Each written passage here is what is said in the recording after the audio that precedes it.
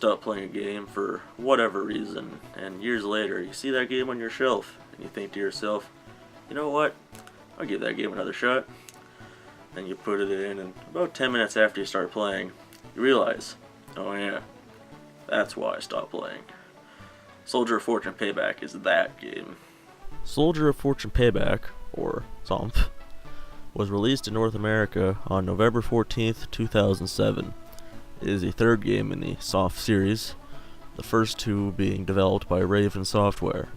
SOMP, on the other hand, was developed by Cauldron, and all three games were published by Activision. And yes, I know what you're thinking. Cauldron? They're my favorite game studio, and I know everyone loves them for Bella's Big Game Hunter 2013? Maybe? Well, every developer, big or small, has a chance to make good games, so maybe this game isn't as bad as I thought it was all those years ago. So, let's cut the chatter, let's get at her. Did I really write that? Alright, new game.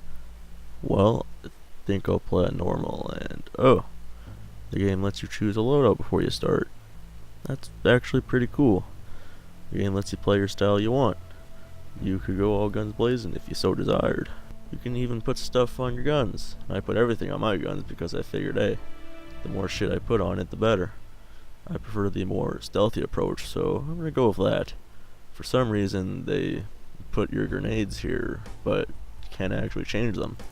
Maybe we can change them later, so I'll just leave that for now. Whoa, I'm just sort of thrown right into this situation here. Who's that guy? What's going on? What's happening? And why is the first thing that happens is a rocket explodes at my feet? The only information I got beforehand was, Lee is currently in Al-Qaim. We need you to get him back to China. Then I was just sort of put here. Apparently I have to destroy some jammers, even though my radio seems just fine enough for them to tell me that. Also, the loadout I chose was clearly not what I needed for this level. The sniper is pretty much useless because every encounter is pretty much point blank.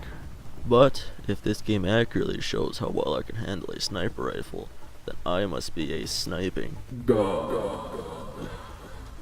Yeah, that must be it. I even shot this guy so hard that he phased out of existence. As you may have noticed, SOMP has body maiming as a game mechanic. You can shoot off people's limbs, or if you shoot them in certain places, they will react in a certain way.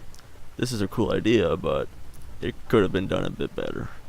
After they move around, they just sort of fall, and it just ends up looking silly. Anyways, back to the jammers. After we find the 3 jammers and destroy them with our mind powers, we then meet up with our ally. Maybe we have to kill a sniper who I imagine would be, I don't know, sniping? But he's just sort of hanging out in this room. I need more sniper ammo anyway, and being the sniper god I am, the second sniper appears out of nowhere. Now, before we move on, I want you to watch the next cutscene with me. And boy, is it something. Quan Li, he's over here.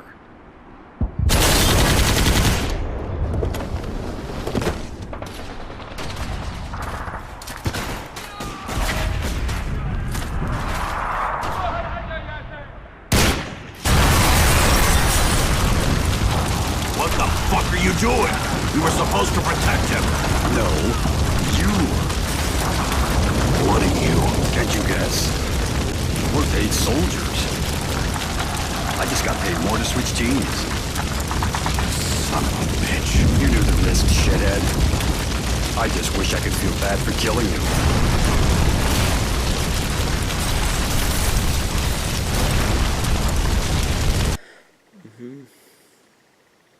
What? I have 3 problems with this cutscene, at least at first glance. First of all, that voice acting. Quan Li, he's over here. Secondly, he says that he wishes he could feel bad for killing me and then just sort of runs off. Okay then. So I follow Miller into this arena, whatever, and I just sort of unload into him until he just sort of falls over. And with that, Miller leaves the plot just as abruptly as he entered it. And also, is the game broken, or I killed Miller and I'm just sort of oh, okay. Well, if I learned anything from the last mission, it's that stealth isn't really a thing. So RPG? Sure, why not? I mean, I can survive an RPG shot at my feet, so I don't see how this can go wrong. And a shotgun, cause fuck it.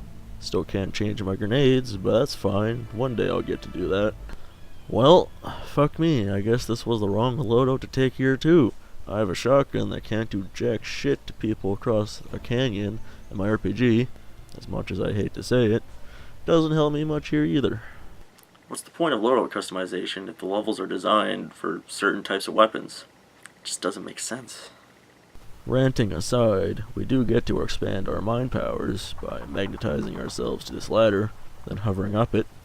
Not much else happens here, so let's just move on. Well, okay, I did evaporate a guy, but that's about it.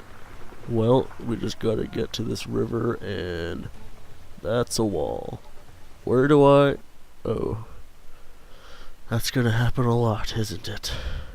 Mason makes his way through some stupid ruins, and eventually we get to this village.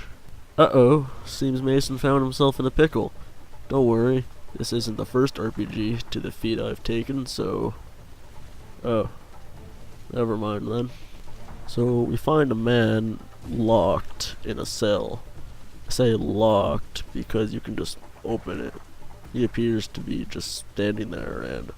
Oh. Or maybe he's crouching? He gives us an elevator key. Not wanting to be rude to our new friend, I close the door on my way out and head for the elevator. And we just gotta use the key card. Wait for it. There we go. We find a pipeline and nobody cares. But we have two new bosses to fight. Two new guys that are just thrown into the plot and discarded faster than Miller. Also, a boss in this game is just an enemy that takes way too much to kill. Look at how many rockets this guy takes.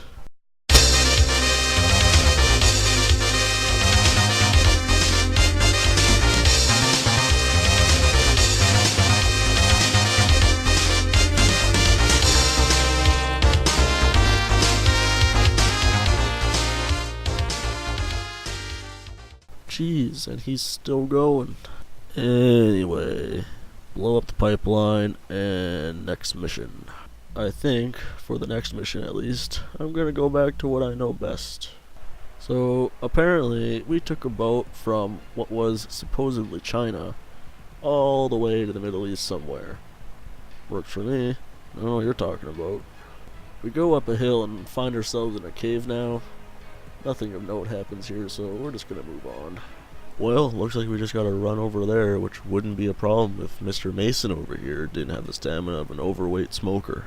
Seriously, for being a badass mercenary, he can sprint for about 5 meters before being completely out of breath. Well, here's our third boss, and it looks like he's in some sort of vehicle. It doesn't matter though, because I just gotta load about 80 bullets into him before he decides to stop shooting at me. Well, keeping in tradition of disappearing and reappearing in random places, making teleportation on Mason's mind powers list, we seem to find ourselves nowhere near where we just were, and... Oh, look, a helicopter. Hey, you! Yeah, you! I'm sick and tired of this. I've been chasing halfway around the world after you, your terrorist friends, and all your bullshit. Well, apparently we were chasing him halfway around the world, even though it looks like he found us and just sort of was flying by and Mason happened to notice. Also, now might be a good time to take a good shot at him, Mason. Oh, Mason, good try. I guess you don't want to try your luck again, because now we're just going to listen to what he has to say and stand here. This brings us to our fourth boss fight, and it's just as stupid as the rest. Just pump some rockets into the helicopter and he's dead. We get to a mine and find some people with unfortunate names, go through some more stupid caves, and have our action-packed fifth boss fight. We just sort of hang out in the back of this truck and chase him around in circles. Who's driving the truck, by the way? I just sort of my way on the truck and it started driving. I guess we can check off driving trucks to Mason's mind powers. This boss fight is different, however, because we're not even the ones that kill him. He dies because he's a shitty driver. Some bullshit happens, and then I kill the next boss by tapping her in the elbow with my knife. Again, not knowing anything about the next mission, I decide to go with the classic shotgun a la LMG combo. The level immediately starts with our pal Mason over here getting a dance from a, again, unfortunately named woman. Mason tells the lady in red that he in fact does not want a lap dance, even though somehow she got him this far. And she leaves, and apparently she nor any of the security noticed that I'm indeed carrying around a shotgun. Now, before we move on, there's something I want to talk about. For the entire game, Mason has been a bullet sponge. Now, what that means for any who don't know is Mason basically has to take about 20 bullets before he actually dies. I mean, the fight with the helicopter, you're constantly being shot by the damn thing. So, why is it now that I die in 2 shots? I can't remember any game off the top of my head that has this sudden and huge difficulty spike. As much as I hate to say it, I think the shotgun and LMG isn't the loadout I need for this mission. This should do better, and I still can't fucking change my grenades. Anyways, not much happens. Kill some dudes, go through some vents, and we end up in this room with a ringing telephone. We talk to someone named Elena, and every person that has had a name in this game has been a boss so far. Well, except for Quan Li! So I wouldn't be surprised if she came running into the room right now after the phone call. Well, at least someone did. We get here, find the secret elevator, and the old wait 5 seconds and fade to black trick gets me every time. Then we meet Gavin, who is waiting in the middle of an empty room. Wait, it's not empty. There are 2 guys waiting behind the pillars the whole time, waiting for Mason to show up, and waiting for Gavin to say his line so they could reveal themselves. It'd be rude to try to kill anyone during the conversation, so I gotta wait till Gavin runs out of the room. I would complain that Mason didn't even try to shoot Gavin at all, but we all know how that'd turn out. More nothing happens until we get to the worst boss fight of the game. Just look at the environment you have to try to fight Gavin in. You can't see anything. The only way to know where he is to let him shoot you, but he has a grenade launcher that kills you in 1 hit. I did beat him, but only because the AI is broken. I let Gavin punch me while I unloaded into him, and he eventually fell over. Now, it seems Mason has teleported us to a nightclub of all things. But this is apparently where Ethan Wall is, Gavin's brother. Ethan is the guy behind all this, and by that, I mean, I haven't been paying much attention to the plot, cause I'm just assuming that if there is any, it's stupid. The good thing is that we can have a dance party.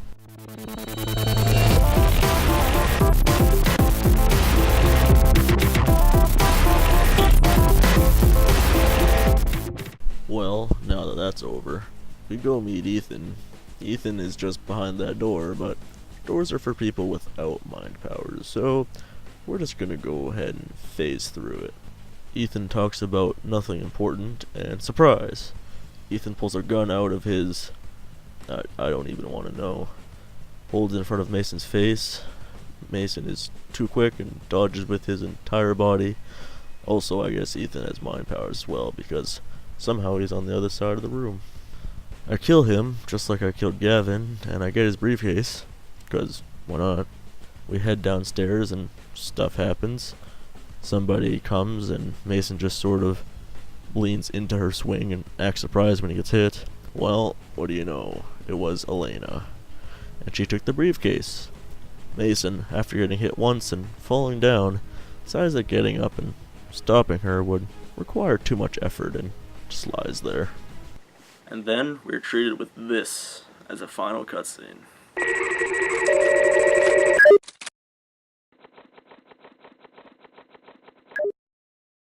What do you mean, left him? Alive, you mean? He's complicated things enough. There wasn't time. Consider it one final loose end that needs tying. We don't like loose ends in this business, Elena. In our business, loose ends will get you killed. Now be quiet and let me conclude my business. Is it secure? It is safe, secured, and it is installed as planned. Good. If it is war the Americans want, it is war they shall receive. And it is the mercenaries of the world who shall reap the rewards. Indeed, they will. And then credits. It's hard to believe they didn't make any more Soldier of Fortune games after this one. I guess they just wanted to end the series on a high note. Speaking of ending things, how am I going to end this video?